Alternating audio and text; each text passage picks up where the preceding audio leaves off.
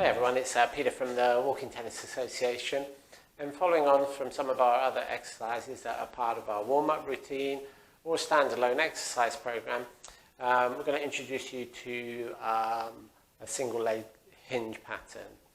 So this is quite a difficult one to get right, but it's a very useful one that it requires lots of different skills and not only strength and balance and mobility, but coordination as well. But it all feeds into the playing of the game much more successfully. So with this particular hinge pattern, we get done on a single leg. So we're going to inhale, exhale, engage pelvic floor. The other thing that we're going to think about doing here is that we have a slight bend in the loaded leg. So we've got 20 degrees here. And we also want to be conscious that we don't let the arch of our loaded leg collapse or collapse inwards. So effectively what you're trying to do is keep the arch of that foot lifted. And we're kind of performing, trying to make the foot a bit shorter. So we don't want to scrunch our toes here. Actually, we're pulling up the arch and we're just maintaining some lift on the arch there. So it's inhale, exhale, engage pelvic floor, bend the knee 20 degrees, and then think about lifting that arch, shortening the foot of that loaded leg. From this position here now, we're just going to tilt forwards, tilting from the hip joint, because that effectively is going to be our fulcrum. So very much like that is the point where we pivot off.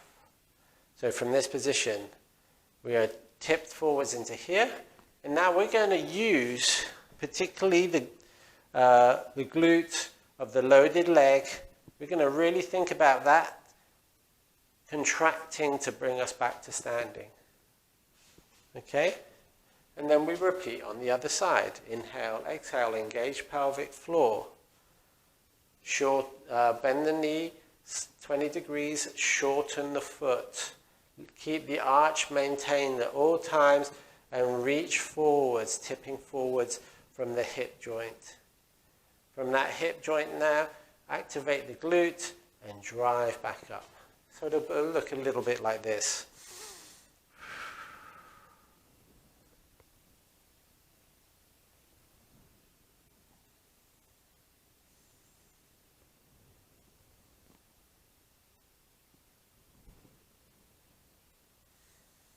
Look to perform 5 or 10 sequence of this. Again, it's a great warm-up activity because it requires so many different skills. If you find that challenging, you can have some regressions to this. We can maintain the toe on the floor as we tip into here. We can use that for balance there.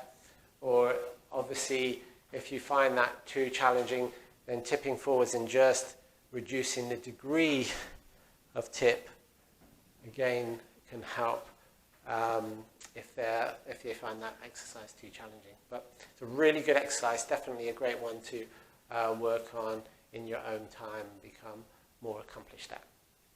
I hope you find that useful. If you have any questions, then please message us and we'll